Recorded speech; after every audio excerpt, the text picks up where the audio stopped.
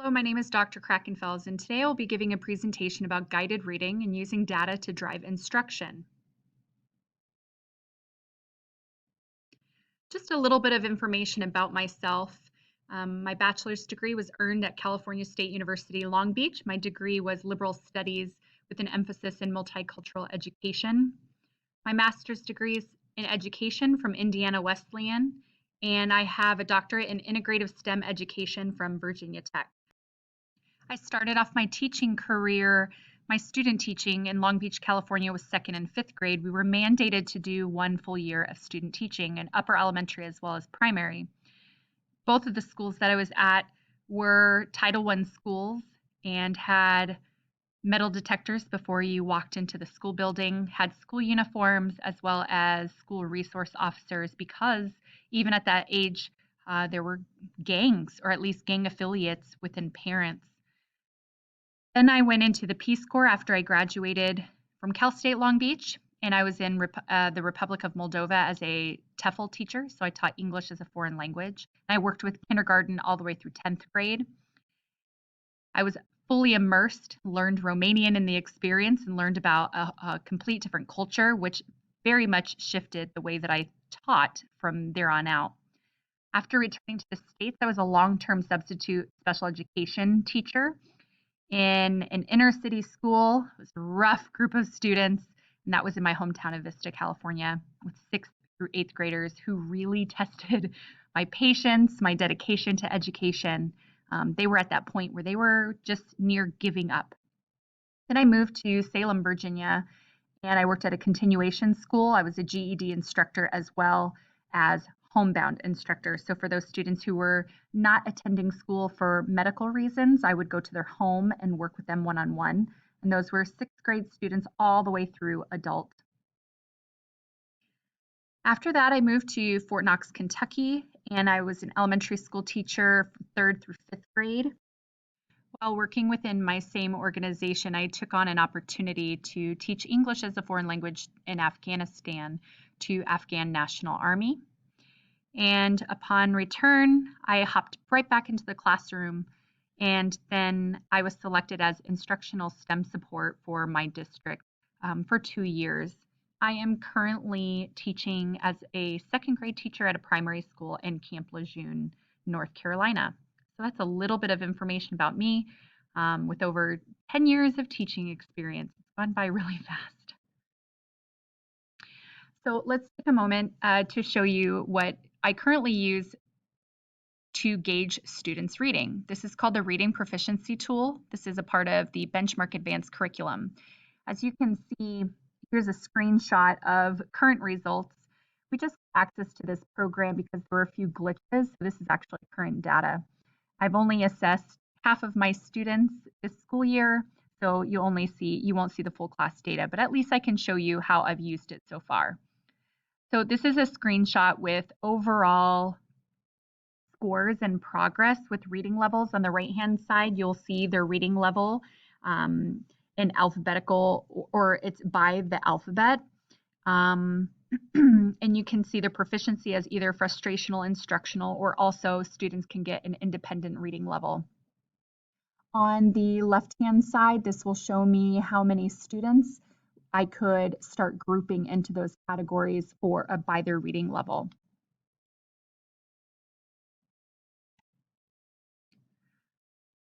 So within this program, what I really like is that I can create groups based upon error analysis, fluency, their behaviors, or even their actual reading level. So what I tend to do is I look first at their reading level and I sort them according to the letter associated with their reading level, and I make small groups that way. Then what I do within those groups is I look at the error analysis. Where are they making their most errors so that I can give targeted instruction to those students? So just as an example, I highlighted right here under the first record, because there's only one record currently for this school year, 4 to 8 mistakes in one reading, which is a lot. 2 students made substitution errors. So instead of reading the word that they saw in the leveled book, they would substitute the word with something else, which can then impact their understanding or comprehension of the text. We also had students who omitted words. Oftentimes with those errors, I had to take a closer look at what words they were. It was articles, a, an, or the, which they often omitted with such high frequency. So what I did with this one for substitution errors, because there were so many in such a short period of or short text, I clicked on that, and on the right-hand side, I've checked it out. It showed me the two students' names that had those that many substitution errors.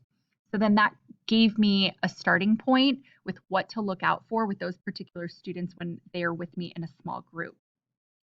So really what it comes down to is whatever your school district is using for you to look closer at their reading level, whether it's the Benchmark Advanced System, the BAS, or in this case, the RPT, really use their online components or features so that you can get more data, so that you can analyze a little bit deeper rather than just saying, oh, this student is at a level B, or oh, this student is at a level E. We want to know a little bit more information about the errors that they're making, so that can help drive your instruction within your groups. So now what? Now that you know the reading level, or at least the basic understanding of their instructional level of what you're going to be working with within your groups, what I do is I look at the Benchmark Advanced Curriculum, because that's what my district has adopted. And I look at the Differentiated Instruction Planner. At the top of your screen, you can see the different leveled readers within the unit. So it would be nice and typical if, or excuse me, it would be nice if the reading levels that I had for my students matched what is given within the unit, but that's not often the case. I also use this overall planner help me start thinking about the type of workstations that I'd like to have throughout the unit.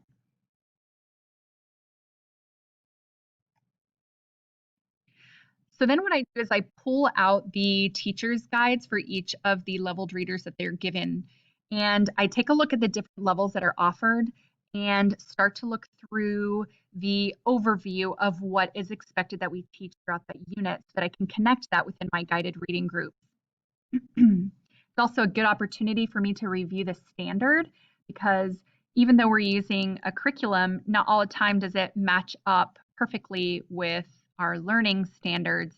So I have to make sure that I marry those two together. So here's what I've noticed within this, and it's sort of a reality check of what happens within the classroom. As you can see, we have level F, L, H, M, G. Well, those are way above the current levels of my students. So then it's sort of like, well, now what? All of those levels would bring frustration to every single student that I've assessed so far with their reading proficiency tool. So again, what I do is I look through the teacher's guides and I look at types of vocabulary, looking at the phonics skills that are addressed within these texts, vocabulary strategies, and then I go through and really use this as my guide, because I'm inevitably going to have to choose different text, because this will bring them to their frustrational level, and that's not what I want to do during my guided reading instruction. So with this curriculum, it will go through as a first read what I should be doing within my guided reading groups, and it will have structures for what I need to be looking for. The first several units are focusing on main idea or main topic and key details to support those main ideas with evidence from the text. What I really like about this is that it also gives me some ideas for how to work with English language learners. I have a student who is a French speaker this year, and a level 1 ESL student. So I oftentimes look directly at these tips for struggling readers as well as for English language learners.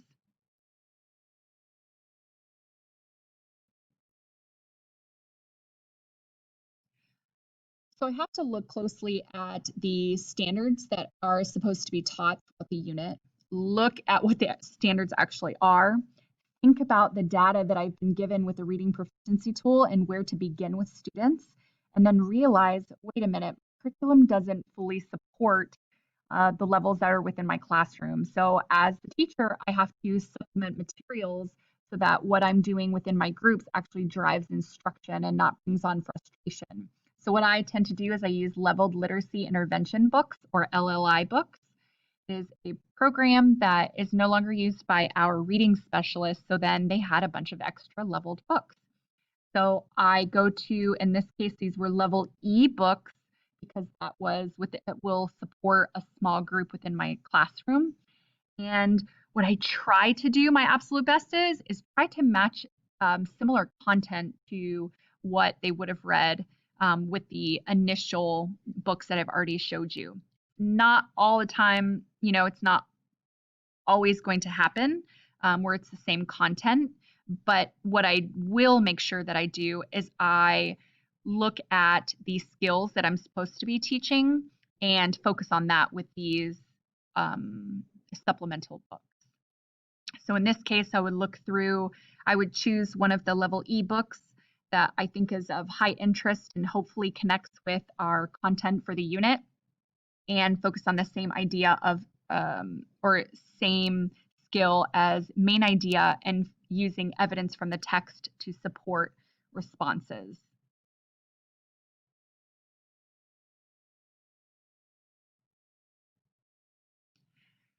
Now, as I'm working with students, what is everybody else doing?